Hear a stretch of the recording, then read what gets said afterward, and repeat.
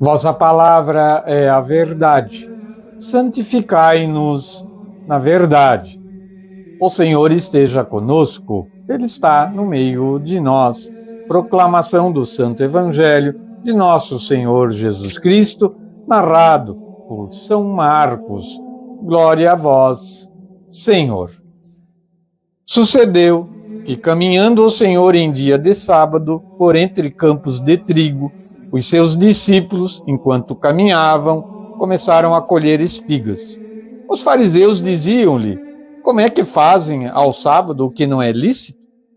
Ele disse-lhes: nunca lestes o que fez Davi, quando se encontrou em necessidade e teve fome, ele e os que com ele estavam?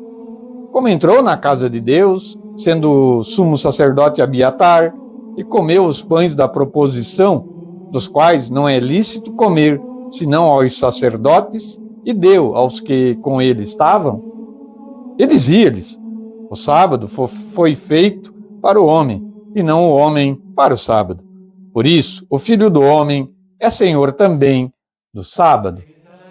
Outra vez, Jesus entrou na sinagoga e encontrava-se lá um homem que tinha uma das mãos seca.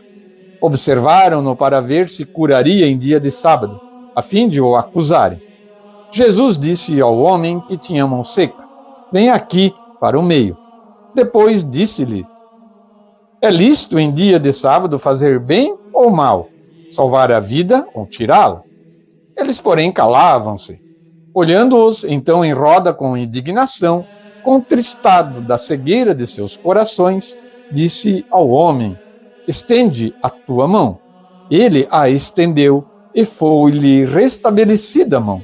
Mas os fariseus, retirando-se, entraram logo em conselho contra ele, com os herodianos, para ver como o haviam de perder.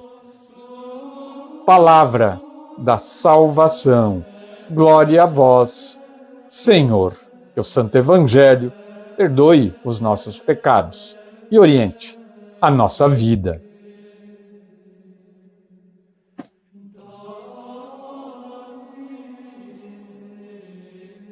No domingo do tempo comum, 2 de junho, o Evangelho é de nosso Senhor Jesus Cristo, escrito por Marcos, no capítulo 2, versículo 23, 3 e 6. Vamos ouvir, primeiramente, a reflexão do dia a dia com o Evangelho, a liturgia diária da editora Paulus, subsídio litúrgico da Igreja Católica, que o programa Minutos do Evangelho é assinante. Arrancar espigas era considerado pelos fariseus o mesmo que ceifar. Era um trabalho proibido no dia de sábado. A intervenção dele se apresenta não como simples chamada de atenção, mas como acusação, que Jesus rebate com a Escritura, citando o mais ilustre e respeitado, o rei de Israel, Davi. Nunca leram? Ele pergunta, nunca leram? Que ele não sentiu escrúpulo em entrar no templo e, sentindo fome, ele e seus companheiros, comer os pães que eram reservados aos sacerdotes. Cristo pergunta isso para eles. A cena se conclui com um provérbio que se aplica a outros casos equivalentes. O centro de tudo é a pessoa, e as leis têm sentido se estiverem a serviço da vida. O provérbio conclusivo aplica-se de modo especial a Jesus, o homem pleno e autêntico, que é Cristo. Ele, de fato, veio para fazer o bem e salvar vidas. As pessoas de duro coração nunca compreenderão o Mestre Senhor Jesus. E vamos trazer, então, a ponte, a ligação do texto de São Marcos com o Catecismo da nossa Santa Igreja. Começamos com o parágrafo 578.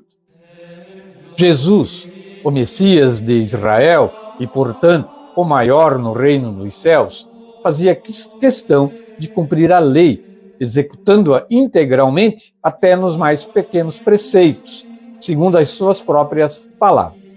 Foi mesmo o único a poder fazê-lo perfeitamente. Os judeus, segundo a sua própria confissão, não puderam nunca cumprir integralmente a lei sem violação do mínimo preceito.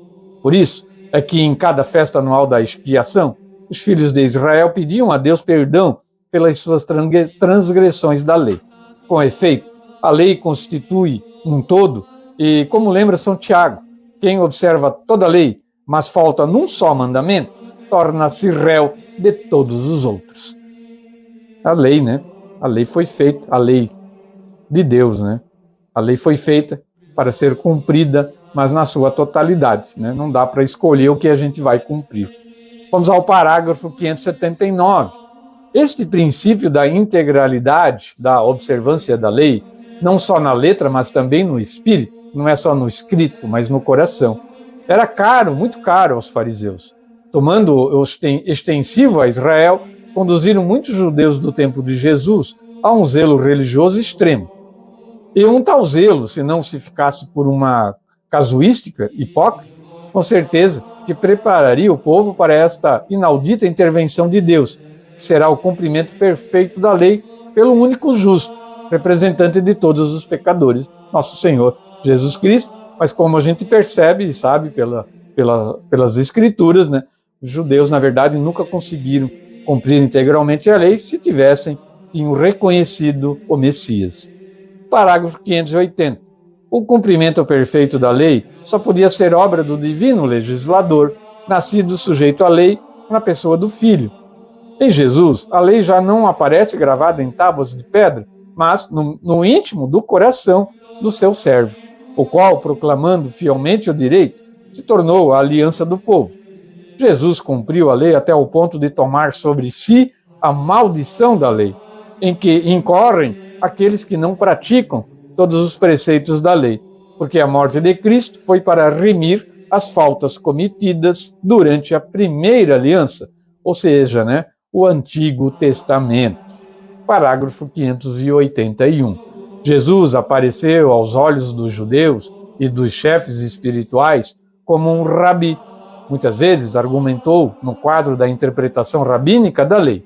Mas, ao mesmo tempo, Jesus tinha forçosamente de se confrontar com os doutores da lei, porque não se contentava com propor a sua interpretação a par das deles.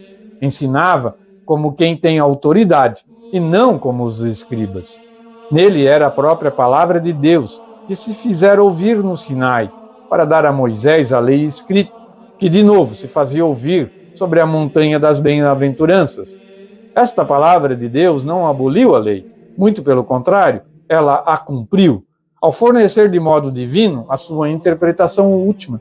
Ouvistes que foi dito aos antigos: eu, porém, digo-vos, com esta mesma autoridade divina, desaprova certas tradições humanas dos fariseus, que anulam a palavra de Deus, que é o santo. Por exemplo, o sábado, né? Parágrafo 574.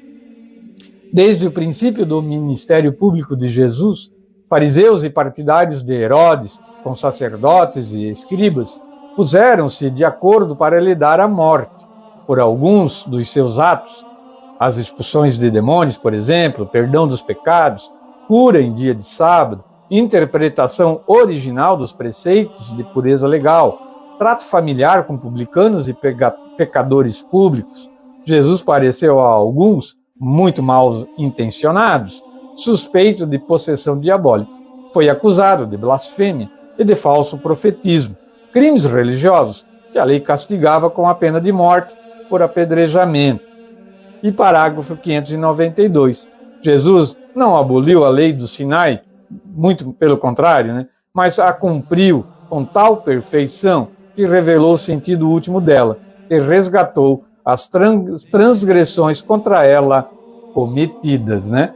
Então, quando Jesus diz que ele é o Senhor do sábado, é porque ele é Senhor da história, do mundo, do universo e de todos nós.